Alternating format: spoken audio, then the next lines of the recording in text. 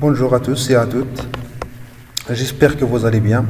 Cette vidéo est faite spécialement pour les élèves ou bien les apprenants de la première année siècle secondaire collégial.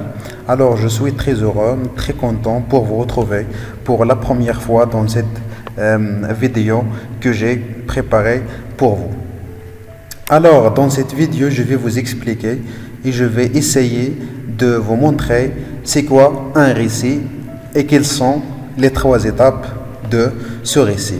Et déjà d'ailleurs le récit c'est l'intitulé de la deuxième période sur vos manuels scolaires. Alors on commence par une petite définition et on passe vers les caractéristiques de chaque étape et à la fin il y a un exercice, il y a un sujet à faire. On commence. Alors pour la définition, le récit est une narration, c'est-à-dire le fait de raconter des événements. Un narrateur raconte des événements et des actions qui sont réels ou fictifs, c'est-à-dire les événements racontés par le narrateur, ils peuvent être réels ou imaginaires, d'accord, qui se déroulent généralement dans le passé, c'est-à-dire le cadre temporel de ces événements, de ces actions est souvent le passé. Alors passons vers la première partie du récit qui s'appelle le début, ou bien c'est l'équivalent de l'introduction. Il se caractérise par quoi? Il se caractérise par la présentation des personnages, de lieux, de la destination. La destination, par exemple, c'est lorsqu'on parle d'un voyage, par exemple, à Marrakech, à Zagora, ou bien un endroit précis tel qu'il est. On parle ici de la destination. Et il y a ce qu'on appelle les préparatifs.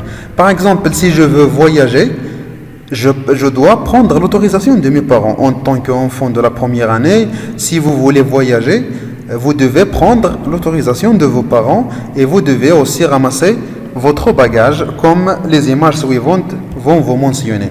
Regardez la première image, vous regardez un garçon et une fille qui prennent l'autorisation de voyager chez leurs parents. Et la deuxième, elle nous présente le bagage. Bien sûr. Alors on passe vers l'autre caractéristique. On utilise l'indicateur du temps, les indicateurs du temps, à savoir un matin d'hiver, les vacances d'été, etc. Et les verbes doivent être conjugués à l'imparfait. Et comme vous savez, l'imparfait c'est l'équivalent de la stabilité et de la description. C'est bien. Alors cette image vous montre comment on peut conjuguer un verbe à l'imparfait. On garde le radical plus les terminaisons que vous regardez sur l'image. AES, AES, AIT, IONS, IEZ, AI, ENT. D'accord? Passons vers la deuxième. La deuxième partie s'appelle les actions ou les événements. On va commencer par la narration. C'est bien. Donc il se caractérise par quoi? Donc dans le début de cette partie, on doit commencer par des indicateurs du temps, à savoir quelques instants plus tard, quelques heures après, quelques minutes après, etc. Et on doit conjuguer les verbes au passé simple. Pourquoi? Parce qu'on est dans le départ, on est dans les actions. On peut conjuguer et utiliser les verbes d'action conjugués au passé simple. Et il y a bien sûr le départ du voyage et les actions comme l'image vous présente des enfants qui sont en train de monter le bus pour voyager. Vous regardez bien le bus où il y a le mot voyage. C'est bien. Passons vers la description.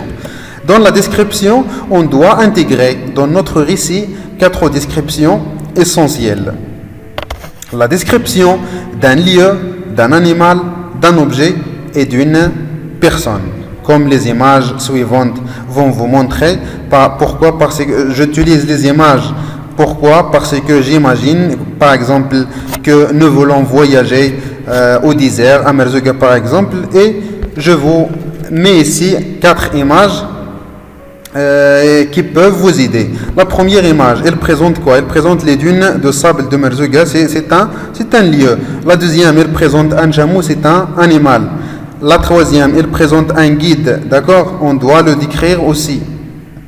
Et la dernière, elle présente un tagine en tant qu'objet, on doit le décrire. C'est bien. Alors, pour faire la description, nous devons utiliser les verbes de perception. Les verbes de perception, c'est voir, regarder. Pourquoi? Parce que pour décrire, on doit regarder. Pour décrire, on doit voir, etc. Et il y a des mots qui nous aident pour faire la description. Ce sont les adjectifs qualificatifs, soit apposés, épithètes ou attributs, et aussi des compléments du nom, c'est-à-dire la préposition plus nom. Par exemple, un tagine en argile. En préposition argile, c'est un nom. Alors, la dernière étape s'appelle la fin. Et comme vous savez, comme on a déjà vu, dans la fin, il y a le retour à la maison en utilisant au début de la partie les indicateurs de temps au coucher du soleil, à 17h du soir, à 19h du soir, etc. Et nous retournions à notre maison. Et l'autre image, elle présente deux enfants qui sont heureux, qui sont contents, c'est-à-dire on parle ici de sentiments. Alors on doit aussi exprimer nos sentiments à la fin de ce voyage ou bien de notre récit en général. C'est bien. Alors j'espère que vous avez bien compris et à la maison vous allez faire ce sujet, vous allez réaliser cette tâche. Il vous y est arrivé d'être parti en voyage à Merzouga avec ta famille. D'accord? Voici l'endroit Merzouga avec qui? Avec ta famille. Racontez dans un texte, dans un récit, les circonstances de ce voyage en respectant la structure du récit. C'est-à-dire, vous devez respecter la structure de le début, les actions et la fin. Donc, dans le maximum, vous allez écrire 11 lignes. Et vous allez m'envoyer vos productions sur la page ou bien le groupe WhatsApp. Alors à la fin de cette séance, je tiens à vous remercier chaleureusement et je vous donne rendez-vous Inch'Allah à la séance prochaine. Merci à vous et au revoir.